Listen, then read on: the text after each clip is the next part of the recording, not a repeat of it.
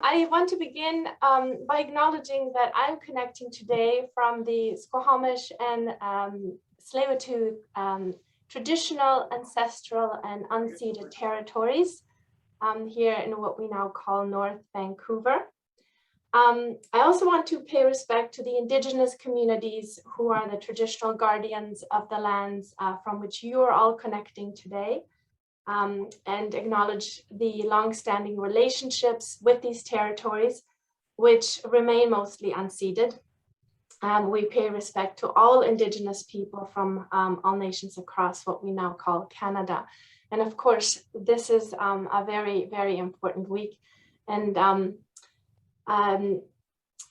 just taking time, I guess, I'm not sure, I've been wearing my orange t-shirt all week. And I just received as a gift this beautiful shawl with all these orange colors. So this is why I'm wearing this today. But yes, lots to think about, especially this week, but also this is something that we want to carry through to every day. And I think this is something that we have been doing. All right, so just a few words about our project. Identifying requirements and gaps in FSL teacher education, recommendations, and guidelines. And here you can see that we are made up of 3 groups across the country, starting in New Brunswick, the University of New Brunswick, the University of Ottawa, and at the University of British Columbia. And working in each of our regions, the West, Central Canada, and Eastern Canada. So our interest in this study is identifying the gaps and challenges with regard to recruitment and retention of FSL teachers. And we're also really using this as an opportunity to build a network that we hope will be able to address these larger issues that are facing our profession on a countrywide basis. So in working together, we are connecting to other researchers across the country. And I just have a little, I have a quick video to share from Stephanie, who gives a nice introduction to the project. So I will play that now. If you can't hear it very well, we just tested this, make sure to turn up the volume on your own computer because I've turned everything up to the max on this one.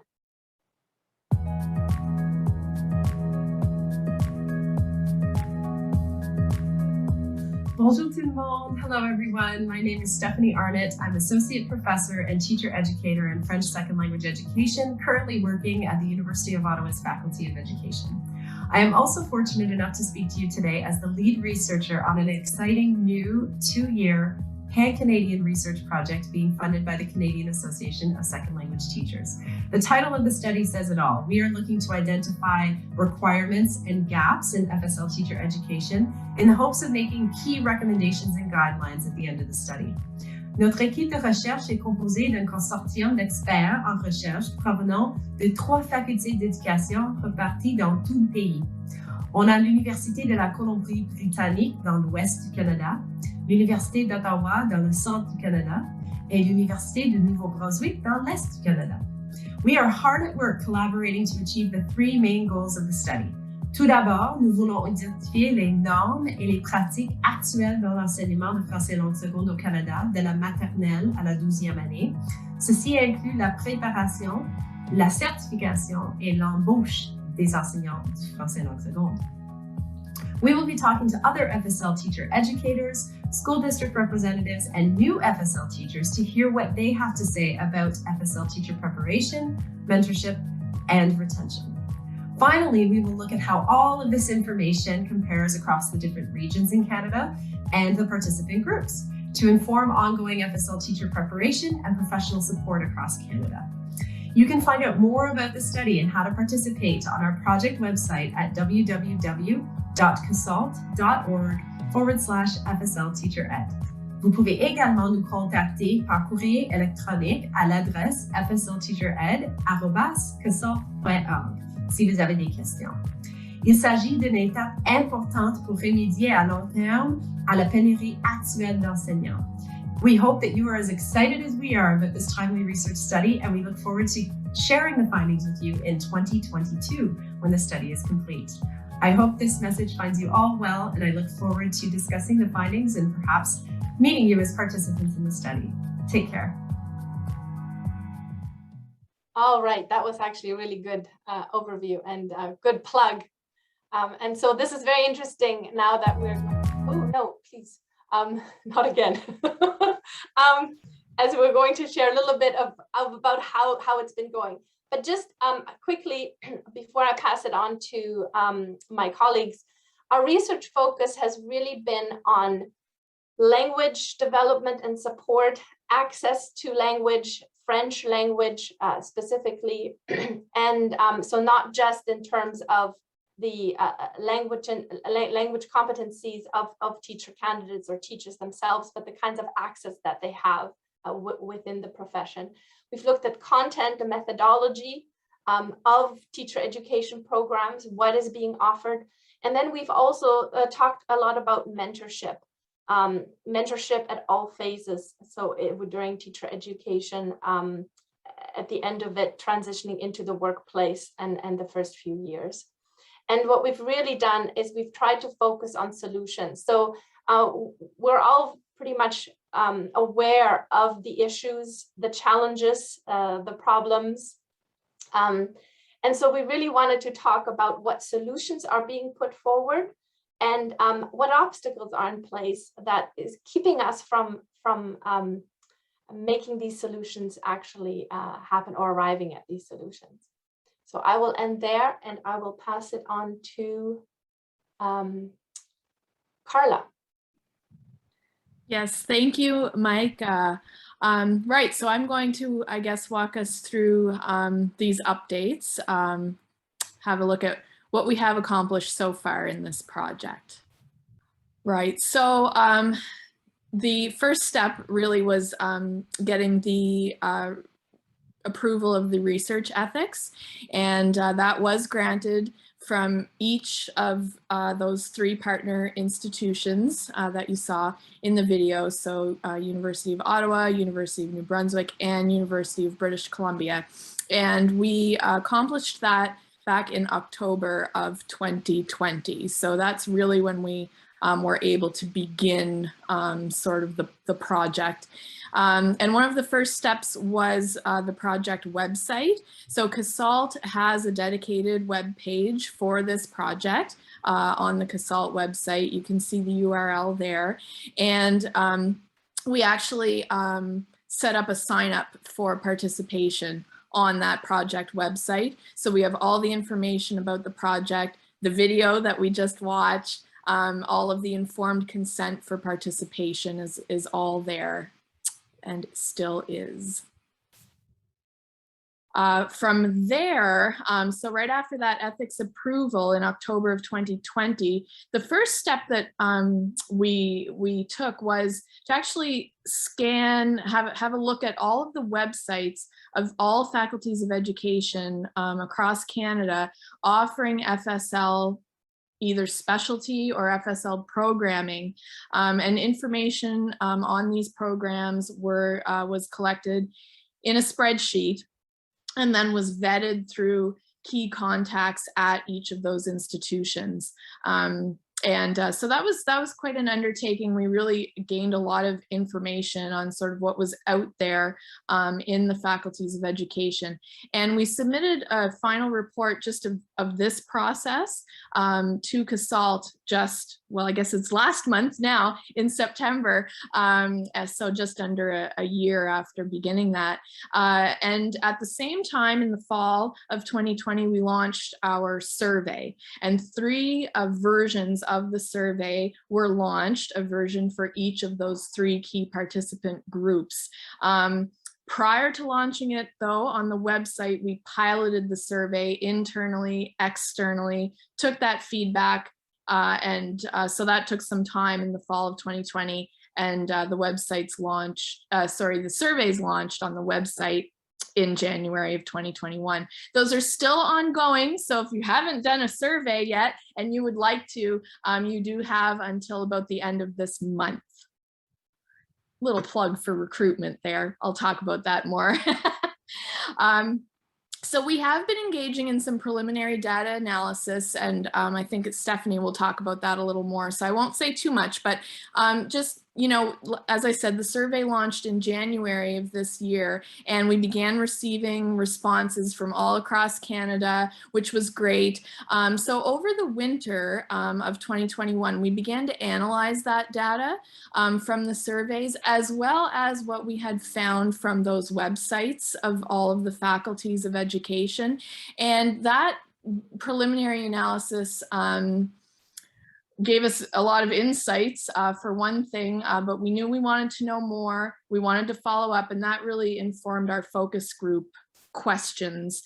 And we began conducting those focus groups, small groups, about 5 participants or so. We began conducting those in April of 2021. Again, those are ongoing, but wrapping up probably this month. So promotion and recruitment, this is still ongoing, as I said, because, you know, the survey and the focus groups, we still have a bit of time. But we've been working on this all along through the CASLT project website that I talked about already. We also offered some incentives for participation. So $10 gift card, CASLT institutional membership, entering a prize draw for resources. We really did a lot of emailing through the CASLT membership list serve via our own networks, school boards, etc., faculties of education, social media presence, and we began making, we began sharing the project, for example, at presentations at LWB in 2020, and we also held an FSL roundtable in the fall of 2020. And Meike mentioned this already. Really, all throughout this process, our focus is on agency, action, finding solutions. So we're really focusing on listening to our participants and hearing from them, you know, what are some solutions, what kind of actions can we maybe take in order to support what we're exploring in this project, which is recruitment. And we've come to find, perhaps more importantly, retention of FSL teachers. That's really coming out in a big way. So as with any research, we've faced a few bumps and a few challenges along the way. Recruitment of participants, that's always a challenge, but we have been and are doing this, of course, in a global pandemic, as we all know. And so that really has been a key challenge. So again, this study began in 2020. So in the middle of full-blown kind of pandemic lockdown in the fall of 2020, no less. So sort of back to school for a lot of our target participants. And so because of that challenge, gaining sort of adequate representation from across the whole country, including the territories, that's been a challenge too. So, this wasn't like a topic of this study per se, but we know that the pandemic greatly shifted the priorities of faculties of ed, school districts, teachers, a lot of instability. There's my dog, if you can hear him, I don't know. A lot of instability, constant change, online teaching. Buster! Here we go, right? Prime example. And so all of those challenges, and we felt those too, just like I think our participants did. Right, so next steps. I mentioned we're really kind of moving into the final phases now. So we're closing the survey at the end of this month, closing off the focus groups. Still time though, but we are coming to the end of that. And then we're going to be writing up the findings regionally, so East, West, Central, and then finally consolidating everything into our final report. And then of course, more dissemination and sharing of what we ultimately find after we put it all together. With wrap up, I guess, in 2022 at some point. I'm going to close my door so you can't hear my dog anymore. I think that's my last slide, is it? Yes, it is. Right back. I love it. Thanks, Karla. That was excellent. So I'm going to talk. I know we're running a little bit late, and I know we're ending the English session, I guess, at 1:30. So we want to have time to discuss with you all. Can you all hear me? I guess I'm hoping you can. I'm just going to start talking to myself. Yeah. Okay. So yeah, the study, as both Karla and Meike have said, is oriented towards solutions recommendations based on the gap. And it's here that we want to share a couple of preliminary findings really related to the relationship between retention, mentorship, and teacher preparation or transition to the field. So what we're finding so far is that retention is extremely top of mind, that it begins in teacher education programs, teacher preparation programs. It's not something that just begins when you actually transition to the field.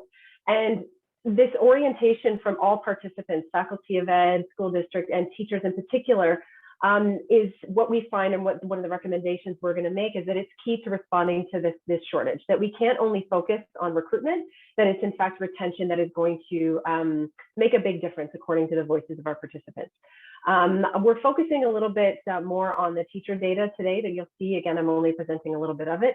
But what we're finding, as Meike alluded to before, is not new to many of you who are familiar with the research and so on, but it is striking to us in terms of the context in which we are asking these questions.